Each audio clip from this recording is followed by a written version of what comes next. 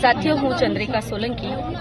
અત્યારે ભર તડકાના આ દ્રશ્યો છે અને અહીંયા તમે જોઈ શકો છો કે કેટલી બધી મહિલાઓ અહીંયા ગાંધીનગરના સેક્ટર 27માં તમને જોવા મળી રહી છે.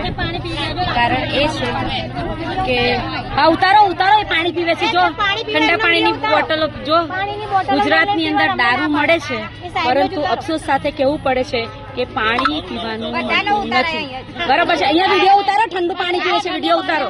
અહીંયા તમે જોઈ શકો છો કે એ વાઘેલા સાહેબ જે બ્લુ શર્ટમાં છે, એમને જ્યારે અમે પાણીની માંગણી કરી ત્યારે પીવાનું પાણી તમને નહીં મળે એવો જવાબ આપ્યો. અને પોતે અત્યારે તમે જુઓ ઠંડા પાણીની બોટલ એ પી રહ્યા છે. આ લોકો અંદરો અંદર પાણીની બોટલોથી ઠંડુ પાણી પી રહ્યા છે અને અમને મહિલાઓને કહી દીધું કે તમને પીવાનું ગુજરાતની અંદર દારૂ મળે પણ પીવાનું પાણી ના મળે. તમે વિચાર કરો, આ ગાંધીનગરની અંદર અહીંની પોલીસ કહી રહી છે, વાઘેલા કરીને પીઆઈ છે જે કહી રહ્યા છે કે તમને પીવાનું પાણી નહીં મળે અને તડકામાં તમે ઊભા રહો. આવી રીતે જો પોલીસ બુટલેગરોને પકડી લાવતી હોય અને આવી રીતે સેક્ટર 27 કે જે તે પોલીસ સ્ટેશનમાં લઈ જતી હોય અને બુટલેગરોને, ડ્રગ માફિયાઓને જો કહેતી હોય ને કે તમને પીવાનું પાણી નહીં મળે, તમે બહુ લોકોને બરબાદ કર્યા છે, તમે લોકોને દારૂ બહુ પીવડાયો છે, લોકોના ઘર તમે બરબાદ કર્યા છે, દારૂબંધી છે ગુજરાતમાં, આ ગાંધીના ગુજરાતને તમે કલંકિત કરવાનું કામ કર્યું છે. એટલે એની તમને સજા છે કે અમે તમને પીવાનું પાણી નહીં આપ્યું. તમે યુવાનોને બગાડ્યા છે, તમે લોકોને ડ્રગ વેચ્યું છે, તમને પીવાનું પાણી નહીં મળે.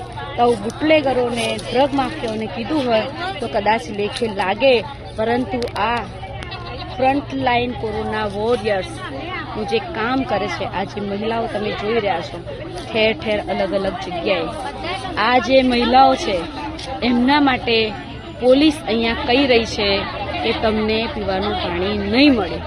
તો આ સ્ટેટમેન્ટ આપનારા ખરેખર જે વાઘેલા અહીંના જે પીઆઈ છે એમને ખરેખર શરમ આવવી જોઈએ. એમના આ સ્ટેટમેન્ટ ઉપર એક્શન લેવાવી જોઈએ. એમને શરમ આવી જોઈએ. આ કહેતા મહિલાઓને વિશ્વ મહિલા દિવસે આજે ધરપકડ તો કરી, પરંતુ પીવાનું પાણી પણ નહીં આપવાની તાલિબાની સજા આપવાનો અધિકાર એ લોકોને કોણે આપ્યો?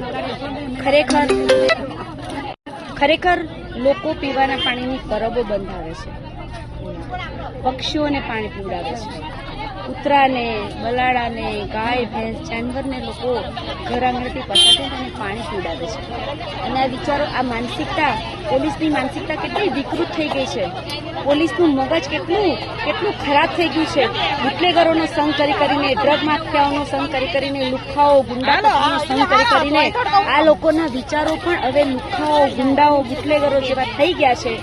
ત્યારે ખરેખર આવી પોલીસ પર એક્શન લેવાવી જોઈએ એવી અમારી માંગ છે.